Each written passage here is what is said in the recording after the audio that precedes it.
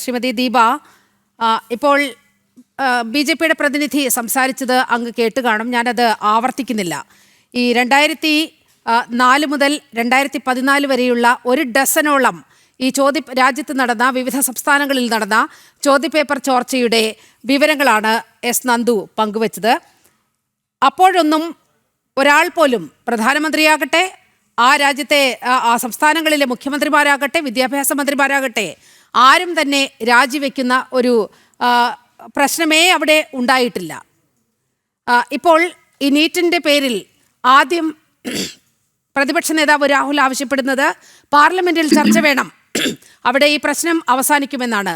പക്ഷെ പിന്നീട് രാഹുൽ അതിൽ നിന്ന് പിന്നോട്ട് പോകുന്ന കാഴ്ചയാണ് കണ്ടത്. പല കേന്ദ്രമന്ത്രിമാരും ഇത് വളരെ കൃത്യമായി പാർലമെന്റിൽ ഇന്ന് രാജ്യസഭയിലടക്കം പറയുകയും ചെയ്തു. ഞങ്ങൾ ചർച്ചയ്ക്ക് തയ്യാറായി വന്നു, പക്ഷേ പ്രതിപക്ഷം അതിന് തയ്യാറായിരുന്നില്ല. അവർ ആവശ്യപ്പെട്ടു ചർച്ച വേണം, പക്ഷേ ചർച്ചയ്ക്കിരിക്കാൻ, പാർലമെന്റിലിരിക്കാൻ അവർക്ക് ബുദ്ധിമുട്ടാണ്. യഥാർത്ഥത്തിൽ ഇങ്ങനെയാണോ ഒരു പ്രതിപക്ഷം ഈ ഘട്ടത്തിൽ ഇടപെടേണ്ടിയിരുന്നത്? ഒരു ചാനലില്, അത് ആരുടെ ചാനലായാലും ശരി, അതൊരു വാർത്താ മാധ്യമമാണ്. അതിൻ്റെതായിട്ടുള്ള നിഷ്പക്ഷത കാത്തു സൂക്ഷിക്കേണ്ട ഒരു ഉത്തരവാദിത്വം ഒരു വാർത്താ മാധ്യമത്തിലെ മോഡറേറ്റർക്കും ഉണ്ടാവണം എന്ന് ഞാൻ ഒന്ന് ഓർമ്മിപ്പിക്കുകയാണ്.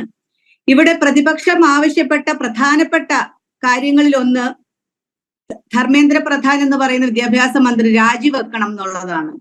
രണ്ടാമത്തേത് വിദ്യാർത്ഥികളെ പോലീസ് മർദ്ദിച്ചതിൽ അല്ല ദീപ, അതിലൊരു തിരുത്തുണ്ട്. ഞാൻ വളരെ കൃത്യമായി തന്നെയാണ് പറഞ്ഞത്. പാർലമെന്റിൽ ചർച്ച വേണമെന്നാണ് രാഹുൽ ആവശ്യപ്പെട്ടത്.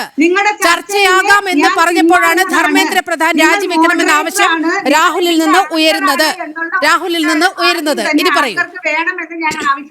ഇനി പറയൂ. എങ്കിൽ മാത്രമേ ചർച്ചയിൽ തുടരാൻ താല്പര്യമുള്ളൂ. നിങ്ങൾ ഒരു പക്ഷത്തിന്റെ ഭാഗമാവുകയാണെങ്കിൽ ദയവ് ഇത് നിങ്ങൾ BJPയുടെ പ്രതിനിധിയെ വിളിക്കാതെ നിങ്ങൾ തന്നെ ചർച്ച BJPയുടെ പ്രതിനിധിക്ക് വേണ്ടി സംസാരിക്കുക. താങ്കളുടെ നിലപാട് പറയൂ. താങ്കൾ വ്യക്തിപരമായി എന്നെ പരാമർശിച്ചത് കൊണ്ടാണ് ഞാൻ പറഞ്ഞതിൽ ഉറച്ചു നിൽക്കുന്നു എന്ന് ഞാൻ വ്യക്തമാക്കിയത്. താങ്കൾ എന്നെ വ്യക്തിപരമായി പരാമർശിച്ചതുകൊണ്ടാണ് താങ്കൾക്ക് പറയാം. താങ്കളോട് പറയുകയാണ്, ഞങ്ങൾ സംസാരിക്കാൻ തുടങ്ങുമ്പോൾ തന്നെ താങ്കളുടെ അജണ്ട അടിച്ചേൽപ്പിക്കുകയാണെങ്കിൽ ചർച്ചയിൽ തുടരാൻ താല്പര്യമില്ല. ഇവിടെ പ്രതിപക്ഷം ഒന്നടങ്കം ആവശ്യപ്പെട്ട കാര്യം എന്ന് പറയുന്നത് ധർമ്മേന്ദ്ര പ്രധാൻ രാജിവെക്കുക എന്ന വിദ്യാർത്ഥികളുടെ ആവശ്യമാണ്, യുവജനങ്ങളുടെ ആവശ്യം. രണ്ടാമത്തത് വിദ്യാർത്ഥികളെ പോലീസ് മർദ്ദിച്ചതിൽ മന്ത്രി അമിത്ഷാ പാർലമെന്റിൽ പ്രഖ്യാപനം നടത്തണം എന്നുള്ളതാണ്. മൂന്നാമത്തെ കാര്യം എന്ന് പറയുന്നത് വിഷയം പാർലമെന്റിൽ ചർച്ച ചെയ്യണമെന്നാണ്. നിങ്ങൾ പറയുന്നത് വിഷയം പാർലമെന്റിൽ ചർച്ച ചെയ്യാൻ പ്രതിപക്ഷം തയ്യാറായില്ല എന്നാണ്.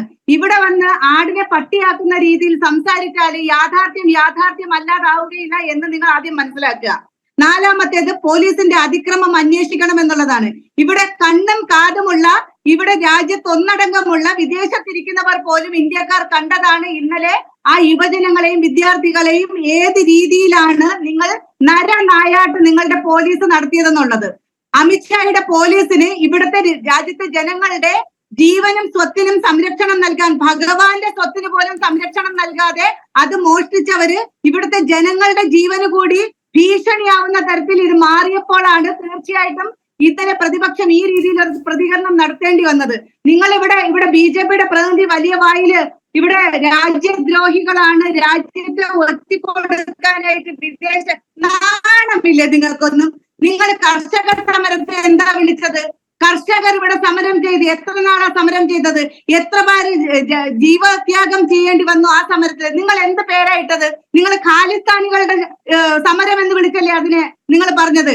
പൗരത്വ ഭേദഗതി ബില്ലിനെതിരെ സമരം ചെയ്തപ്പോൾ നിങ്ങൾ മുസ്ലിം തീവ്രവാദികളുടെ സമരം എന്നല്ലേ നിങ്ങൾ അതിനെ വിളിച്ചത്?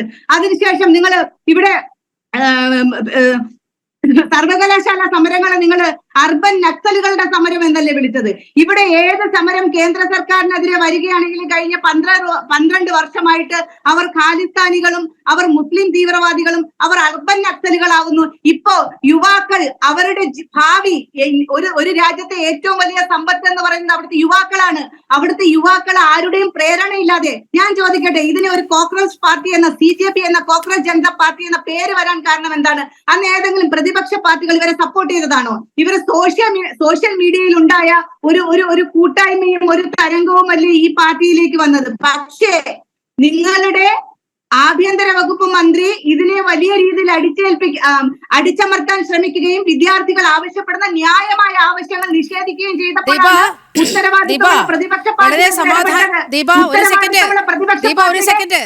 വളരെ സമാധാനപരമായി നടന്ന ആ സമരത്തിന്റെ ദൃശ്യങ്ങൾ കൂടി പ്രേക്ഷകർക്ക് ഒന്ന് കാണിച്ചു കൊടുക്കാം നമുക്ക്. കാണിക്കൂ, നിങ്ങളുടെ ദൃശ്യങ്ങൾ എങ്ങനെയായിരിക്കും. അത് നോക്കൂ, രാജ്യത്തിനെതിരെ യുദ്ധം പ്രഖ്യാപിക്കുന്നു. നോക്കൂ, കൃപാൺ വീശിക്കൊണ്ട് ഈ സർക്കാരിനെതിരെ യുദ്ധം പ്രഖ്യാപിക്കുന്നു, രാജ്യത്തിനെതിരെ യുദ്ധം പ്രഖ്യാപിക്കുന്നു. ഇതൊക്കെയാണ് സമാധാനപരമായ സമരം. എന്ന് ജനങ്ങൾക്കറിയാം. അതുകൊണ്ട് ദൃശ്യങ്ങൾ കാണിച്ചിട്ട്, വലിയ ക്ലിപ്പിംഗ്സ് കാണിച്ചിട്ടൊന്നും, എഡിറ്റ് ചെയ്ത ക്ലിപ്പിംഗ്സ് ദീപ ഒരു സെക്കൻഡ്, താങ്കൾക്ക് ടിവി, താങ്കളുടെ മുന്നിൽ ടെലിവിഷൻ ഉണ്ടെങ്കിൽ ദീപ ഒരു സെക്കൻഡ് ദീപ വളരെ സമാധാനപരമായി പേനയും കടലാസും മാത്രം ഉപയോഗിച്ച് സമരം നടത്തിയ ആളുകളുടെ ചെയ്തികളാണ് നമ്മളിപ്പോൾ ഈ ടെലിവിഷനിലൂടെ നൽകിക്കൊണ്ടിരിക്കുന്നത്. ആ ദൃശ്യങ്ങൾ നോക്കൂ. ഒരു വനിതാ മാധ്യമ പ്രവർത്തകയെ ബലാത്കാരമായി പിടിച്ചുകൊണ്ടുപോകുന്ന പ്രക്ഷോഭകാരികളെയാണ് നമ്മൾ കാണുന്നത്. നോക്കൂ, ആ ദൃശ്യങ്ങൾ നോക്കൂ. ദീപ ഒരു സ്ത്രീയല്ലേ? ഈ ഒരു ദൃശ്യം കേരളത്തിന്റെ ഏതെങ്കിലും ഒരു ദൃശ്യമാധ്യമം കാണിച്ചതാണോ? ഈ ഒരു വനിതാ മാധ്യമ പ്രവർത്തകയെ ബലാത്കാരമായി പിടിച്ചുകൊണ്ടുപോകുന്ന പ്രക്ഷോഭകാരികളുടെ ചിത്രം ദീപ ഒരുപക്ഷെ ആദ്യമായി കാണുകയായിരിക്കും. ദീപ അതൊന്ന് കാണൂ. താങ്കളൊരു സ്ത്രീയല്ലേ? എന്നിട്ട് പ്രതികരിക്കൂ. അവിടെ നടന്നത് സമാധാനപരമായ സമരമായിരുന്നുവെന്ന്. ഞാൻ നിങ്ങളോട് പറഞ്ഞല്ലോ, നിങ്ങളൊരു കാര്യം ചെയ്യും, ബിജെപിയുടെ പ്രതിനിധിയായിട്ട് ആ സീറ്റ് കയറിയിരുന്ന് സംസാരിക്കൂ. അല്ലെങ്കിൽ ഞാൻ എന്ത് സംസാരിക്കണമെന്ന് കോൺഗ്രസ് പ്രതിനിധിയായ ദീപയല്ല തീരുമാനിക്കേണ്ടത്. മര്യാദയില്ലാത്ത രീതിയാണ് ആങ്കർ പോലും കാണിക്കുന്നതെങ്കിൽ നിങ്ങൾ ഞങ്ങളെ ചർച്ചയ്ക്ക് വിളിക്കാതിരിക്കുകയാണ് അഭികാമ്യം. മനസ്സിലായില്ലേ? നിങ്ങളോട് മറുപടി പറയൂ. താങ്കൾ വളരെ സമാധാനപരമാണ് എന്ന് പറഞ്ഞ് ഈ സമരക്കാരെ വാനോളം വാഴ്ത്തുമ്പോൾ ഇതെല്ലാം സത്യം, ഇതാണ് നടന്നത് എന്ന് പറയാനുള്ള ബാധ്യത ഞങ്ങൾക്കുണ്ട്. അതുകൊണ്ടാണ് ആ ദൃശ്യങ്ങൾ വീണ്ടും ഞങ്ങൾ കാണിക്കുന്നത്. ഒപ്പം രാഹുൽ, ഇപ്പോൾ നന്ദു ചോദിച്ച ചോദ്യമുണ്ട്. 2004 മുതൽ 2014 വരെയുള്ള കാലഘട്ടങ്ങളിൽ നിങ്ങളുടെ കാലത്ത് നടന്ന പരീക്ഷാ ചോദ്യപേപ്പർ ചോർച്ചകളിൽ നിങ്ങൾ എന്ത് നടപടിയെടുത്തോ? ദീപ വെറുതെ ബഹളം വെച്ചിട്ട് കാര്യമില്ല. ഈ ചോദ്യങ്ങൾക്കൊന്നും മറുപടി പറഞ്ഞു പോ. 2004 മുതൽ 2014 വരെ അങ്ങനെ എന്തെങ്കിലും തരത്തിലുള്ള കാര്യങ്ങൾ ഉണ്ടായിട്ടുണ്ടെങ്കിൽ ഇവിടുത്തെ പ്രതിപക്ഷമായിട്ടിരുന്നത് ഏത് പാർട്ടിയായിരുന്നു? ഒരു സമരമെങ്കിലും പ്രതിപക്ഷ പാർട്ടി നടത്തിയോ? എന്റെ മറു ചോദ്യമാണ്. അങ്ങനെയാണെങ്കിൽ നിങ്ങൾക്ക് എന്ത് ഉത്തരവാദിത്തമാണ് ഒരു പ്രതിപക്ഷം എന്ന നിലയിൽ ഈ രാജ്യത്തോട് ഉണ്ടായിരുന്നത്? ഇപ്പൊ പ്രതിപക്ഷം ഇങ്ങനെ ഒരു സമരം കോൺഗ്രസിന്റെ ഭാഗമായിരുന്ന ഒരു മിനിറ്റ് അങ്ങ് വെയിറ്റ് ചെയ്യുമെങ്കിൽ ഈ രാജസ്ഥാനിലെ ചോദ്യപേപ്പർ ചോർച്ചയിൽ ഈ പ്രിയങ്ക ഗാന്ധി പറഞ്ഞ വാക്കുകൾ നമുക്കൊന്ന് കേട്ടുവരാം, എന്നിട്ട് വരാം. അതായത് രാജസ്ഥാനിൽ അശോക് ഗെഹ്ലോട്ടിന് പോലും ഒന്നും ചെയ്യാൻ കഴിഞ്ഞില്ല. ഇത് രാജ്യം മുഴുവൻ ഇത്തരത്തിൽ ചോദ്യപേപ്പർ ചോർച്ചയുണ്ട്, എന്ത് ചെയ്യാൻ കഴിയും എന്ന് ചോദിച്ച പ്രിയങ്ക ഗാന്ധിയുടെ വാക്കുകൾ നമ്മളൊന്ന് കേട്ടുവരാം. പ്രത്യേകിച്ച് ദീപാനിൽ അതൊന്ന് കേൾക്കൂ ആദ്യം. आपको मालूम है पेपर लीक की बड़ी समस्या है. गहलोत जी भी जानते हैं कि राजस्थान में भी पेपर लीक हुए थे और ये एक बड़ी समस्या पूरे देश में है, सिर्फ एक प्रदेश की समस्या नहीं है. और बहुत इसको रुकवाने की कोशिश चाहे कितना भी की होगी गहलोत जी ने, लेकिन फिर भी बार बार ये हो रहा था. 2013 രാജസ്ഥാൻ യൂണിവേഴ്സിറ്റി പേപ്പർ ചോർച്ച, രാജസ്ഥാൻ പബ്ലിക് സർവീസ് കമ്മീഷന്റെ PSCയുടെ ചോദ്യപേപ്പർ ചോർച്ച, ഈ വിഷയത്തിൽ പ്രിയങ്ക പറഞ്ഞ മറുപടിയാണ്.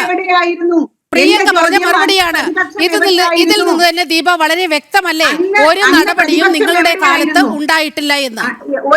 ഒരു കാര്യം പറയാം, എത്രയൊക്കെ ആടിനെ പട്ടിയാക്കിയാലും ഈ രാജ്യത്തെ യുവാക്കൾ ആരുടെ പ്രേരണയും ഇല്ലാതെ അവരുടെ ഭാവി തുലാസിൽ വയ്ക്കുന്ന വലിയൊരു ഗൂഢാലോചനയുടെ ഭാഗമായിട്ടുണ്ടായ ഈ ചോദ്യപേപ്പർ. ഇതിന്റെ അകത്ത് പറഞ്ഞല്ലോ, ഇതിന്റെ അകത്ത് എത്ര കോടി രൂപയുടെ ബിസിനസ്സാണ് ഇതിൽ നടക്കുന്നത്? എത്ര രൂപയാണ് നിങ്ങൾ നീറ്റിന് വേണ്ടിയിട്ട് കുട്ടികളുടെ കയ്യിൽ നിന്ന് വാങ്ങുന്നത്?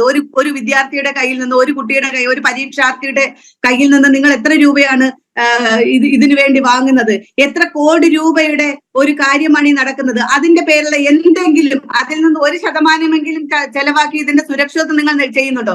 2004 മുതൽ 2014 വരെ ഇവിടെ ചോദ്യപേപ്പർ ചോർച്ച ഉണ്ടായെങ്കിൽ എവിടെയായിരുന്നു ഇവിടുത്തെ പ്രതിപക്ഷം? ഇന്ത്യയിൽ ഒരു പ്രതിപക്ഷം ഉണ്ടായിരുന്നോ? അതോ ഭരണത്തിൽ വന്നതിന് ശേഷമാണോ ശക്തി ഉണ്ടായത് ഇപ്പോഴത്തെ ഈ ഭരണപക്ഷത്തിന്? നിങ്ങളുടെ വീഴ്ചയെ മറ്റുള്ള തീർച്ചയായിട്ടും അങ്ങനെയുള്ള കാര്യങ്ങൾ ഉണ്ടായിട്ടുണ്ടെങ്കിൽ നിങ്ങളുടെ സമരമോ നിങ്ങളുടെ പ്രേരണയോ ഇല്ലാതെ തന്നെ അത് തിരുത്താനുള്ള ഒരു കഴിവുള്ള ഒരു ഗവൺമെന്റ് ഇവിടെ ഉണ്ടായിരുന്നത് കൊണ്ട് അതല്ലേ പ്രിയങ്കയുടെ വാക്കുകൾ നമ്മളത് കേൾപ്പിച്ചത്. ഒരു തിരുത്തലും ഉണ്ടായില്ല, ഒരു തിരുത്തലും ഉണ്ടായില്ല, ഒരു സർക്കാർ നടപടിയും ഉണ്ടായില്ല. ഇത് ഞങ്ങൾക്ക് എന്ത് ചെയ്യാൻ കഴിയും? അശോക് ഗെഹ്ലോട്ടിന് പോലും ഒന്നും ചെയ്യാൻ കഴിഞ്ഞില്ല എന്ന് പ്രിയങ്ക പറയുന്നത് ഹിന്ദിയിലാണ്. ആ ഹിന്ദി താങ്കൾക്ക് മനസ്സിലാകുമെന്നാണ് ഞാൻ വിശ്വസിക്കുന്നത്.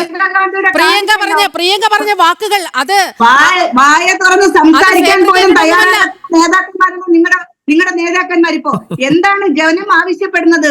യുവജനങ്ങൾ ആവശ്യപ്പെടുന്നത് എന്താണ്? വായ തുറന്ന് സംസാരിക്കൂ, ഇതിനെതിരെ അന്വേഷണം ഏർപ്പെടുത്തൂ, ഞങ്ങൾ ആവശ്യപ്പെടുന്ന കാര്യങ്ങൾക്കെതിരെ നിങ്ങൾ പ്രതികരിക്കൂ എന്ന് പറയുമ്പോ പോലീസിനെ വിട്ട് താങ്ങിയെടുത്തുകൊണ്ട് പോവുകയല്ല ചെയ്യാനുള്ളത്. മറിച്ച് ഒരു ദിവസമെങ്കിലും അവിടെ പോയി ഈ സമരത്തിലിരിക്കുന്ന യുവാക്കളോട് ദീപ പറയുന്നതിനെ പലവട്ടം ഇങ്ങനെ ആവർത്തിച്ചുകൊണ്ടേയിരിക്കുകയാണ്. ദീപയ്ക്ക് മറുപടിയില്ല എന്ന് വേണം. ദീപയ്ക്ക് മറുപടിയില്ല ഇക്കാര്യത്തിൽ എന്നാണ് മനസ്സിലാക്കേണ്ടത്. ഒരു ഇടവേളയ്ക്ക് ശേഷം തിരിച്ചു വരാം. ദീപ ഒരു മിനിറ്റ് ഈ പറയുന്ന ചോദ്യങ്ങൾക്കൊന്നും ദീപ മറുപടി പറയാൻ തയ്യാറല്ല. വെറുതെ പറഞ്ഞത് തന്നെ 10 വട്ടം ആവർത്തിച്ചുകൊണ്ടിരുന്ന ഈ പ്രശ്നത്തിന് പരിഹാരമാകില്ല.